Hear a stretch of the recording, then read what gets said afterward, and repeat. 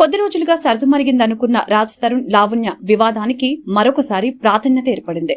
రాజ్ తరుణ్ నటించిన తిరగబడరా సామి cinema press meet సందర్భంగా మీడియా అడిగిన వివాదాస్పద ప్రశ్నలకు సహనంతో సమాధానం చెప్పిన ఆయన ఓ దశలో కంట్రోల్ తప్పినట్లు కనిపించాడు. అయితే గోలగోలగా జరిగిన ఈ ప్రెస్ మీట్ తర్వాత లావణ్య ఆ వేదికకి రావటం మరింత రచ్చగా మారింది. గత నెల రోజులుగా రాజ్ తరుణ్ మాజీ లవర్ మధ్య గొడవ తీవ్రంగా జరుగుతుంది. పోలీస్ కేసులు, కోర్టు నోటీసుల మధ్య ఆరోపణలు ప్రత్యారోపణలు హాట్ టాపిక్ అయ్యాయి. అయితే కొన్నాళ్లుగా మౌనంగా ఉన్న రాజ్ తరుణ్ మీడియా అడిగిన ప్రశ్నలకి సమాధానమిస్తూ నేను హిట్ కొట్టినప్పుడు కూడా ఇంతమంది ప్రెస్ ప్రతినిధులు రాలేదు. వివాదం అనేసరికి చాలా మంది రావటం ఆశ్చర్యంగా ఉంది అని అన్నారు. ఇక తనకు అబార్షన్ చేయించారనే ఆరోపణలపై స్పందిస్తూ మీడియా ఇలాంటి ప్రశ్నలు ఈ ప్రెస్ మీట్లు అడగడం తప్పు.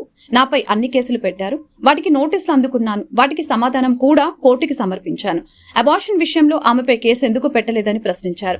అంతేకాకుండా నాపై చేసిన ఆరోపణలకి సాక్ష్యాలు ఎక్కడా అని అడగలేదు అని ప్రశ్నించారు. లావణ్య వివాదంపై అందరూ ప్రశ్నలు అడగటంతో సినిమా ప్రమోషన్స్ లో వ్యక్తిగతమైన ప్రశ్నలు అడగవద్దు, పదే పదే నా వ్యక్తిగతమైన విషయాలను మీడియాలోకి లాగవద్దని అభ్యర్థించారు.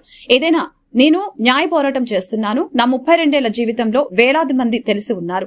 ఎవరైనా ఒకరు వచ్చి నా మీద చెడుగా చెప్పమని చెప్పండి అని అన్నారు. ఈ వివాదం కారణంగా వారం 10 రోజులుగా నేను ఇంట్లో కూర్చొని బాధపడుతున్నాను. నాతో పాటు నా తల్లిదండ్రులు కూడా చాలా బాధపడుతున్నారు. నేను హైదరాబాద్ లోనే ఉన్నాను. నేనెక్కడ బయటికి పారిపోలేదు. నా ఇమేజ్ డ్యామేజ్ అవుతుందని నేను బయటకు రాలేదు. లావణ్య దగ్గర ఉన్న ఆధారాల కంటే నా దగ్గర చాలా ఆధారాలు ఉన్నాయి అని రాజ్ తరుణ్ అన్నారు. అయితే ఈ మీడియా సమావేశం జరుగుతూ ఉండగా లావణ్య, ప్రసాద్ ల్యాబ్ వద్దకు వచ్చారు. రాజ్ తరుణ్ ను కలుసుకోవాలని గొడవ చేస్తే పోలీసులు అడ్డుకున్నారు. నా మొగుడు రాజ్ తరుణ్ తో హీరోయిన్ ఎలా సహజీవనం చేస్తుంది, ఎలాంటి తప్పు చేయలేదని ఆయన ఎందుకు తప్పించుకుని తిరుగుతున్నాడు అని లావణ్య ప్రశ్నించింది.